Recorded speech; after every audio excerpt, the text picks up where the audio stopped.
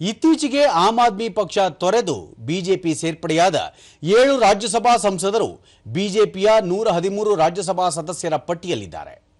ಸಂಸದೀಯ ವ್ಯವಹಾರಗಳ ಸಚಿವ ಕಿರಣ್ ರಿಜಿಜು ಈ ಕುರಿತು ಸಾಮಾಜಿಕ ಮಾಧ್ಯಮದಲ್ಲಿ ಪೋಸ್ಟ್ ಮಾಡಿ 7 ಆಮ್ ಆದ್ಮಿ ಪಕ್ಷದ ಸಂಸದರಾದ ರಾಘವ್ ಚಡ್ಡಾ, ಅಶೋಕ್ ಕುಮಾರ್ ಮಿತ್ತಲ್, ಹರ್ಭಜನ್ ಸಿಂಗ್, ಸಂದೀಪ್ ಕುಮಾರ್ ಪಾಠಕ್, ಡಾಕ್ಟರ್ ವಿಕ್ರಮಜಿತ್ ಸಿಂಗ್, ಸಹಾನಿ ಸ್ವಾತಿ ಮಲಿವಾಲ್ ಹಾಗೂ ರಾಜೇಂದ್ರ ಗುಪ್ತಾ ಅವರು ಬಿಜೆಪಿಯೊಂದಿಗೆ ವಿಲೀನವಾಗುವುದಕ್ಕೆ ರಾಜ್ಯಸಭಾ ಸಭಾಪತಿ ಸಿಪಿ ರಾಧಾಕೃಷ್ಣನ್ ಅವರು ಒಪ್ಪಿಗೆ ನೀಡಿದ್ದಾರೆ.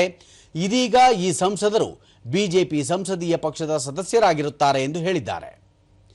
ಬಿಜೆಪಿ ಸೇರ್ಪಡೆಯಾದ ಸಂಸದರು ಎಂದಿಗೂ ಅಸಂಸದೀಯ ನಡಾವಳಿ ಇಲ್ಲವೇ ಅಶಿಸ್ತು ತೋರಿಲ್ಲ.